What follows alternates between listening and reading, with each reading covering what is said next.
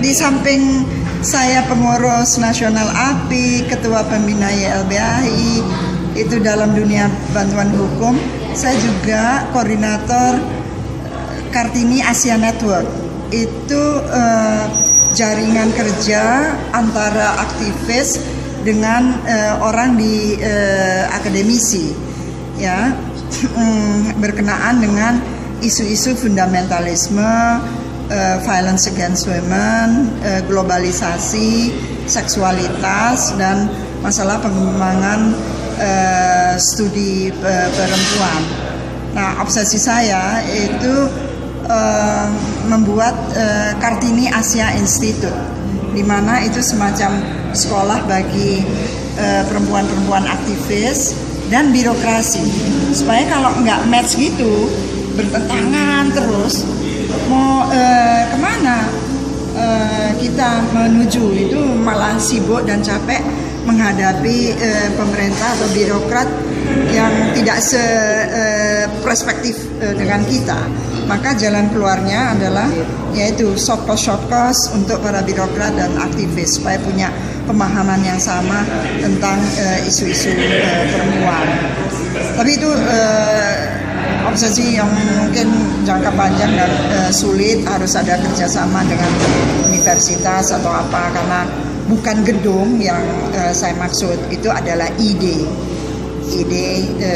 kurikulumnya. Kita yang bantu mendatangkan para expertnya untuk penelitian dengan feminist metodologi, ataupun juga para pengajarnya. So, itu adalah ide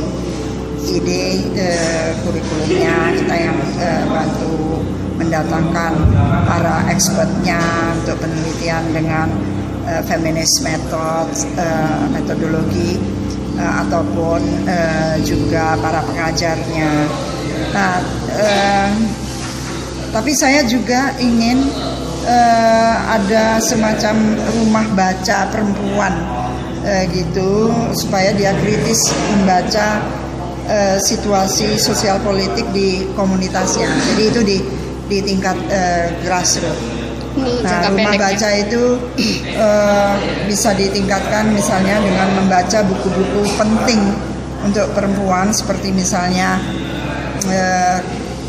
Bumi Manusia, surat-surat Kartini, ataupun Multatuli, ya, Saijan dan Adinda, itu supaya mengenali sejarah penindasan bangsa, termasuk sejarah penindasan perempuan yang direfleksikan dalam surat-surat Kartini. Karena surat-surat Kartini bukan hanya penindasan oleh adat, tapi penindasan oleh penjajah, kolonialisme, itu ada di dalamnya semuanya. Dan tentu saja yang paling kental adalah sejarah perjuangan petani dalam bukunya Multatuli. Mbak Nur, harapannya untuk para aktivis perempuan di Indonesia, khususnya di NTT? Saya kira kalau di NTT itu berkembang pesat. Kalau saya misalnya datang 15 tahun yang lalu, saya sering dengan rumah perempuan dulu dengan Mbak Rambu, ya. Sanggar Suara Perempuan. Oh, itu ya, Ibu Rambu.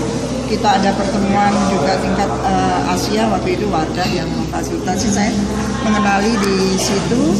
Dan dengan adanya lembaga-lembaga, ada Rumah Perempuan, LBH API, Koko Belajar, dan semuanya yang mendorong kemajuan perempuan di NTT.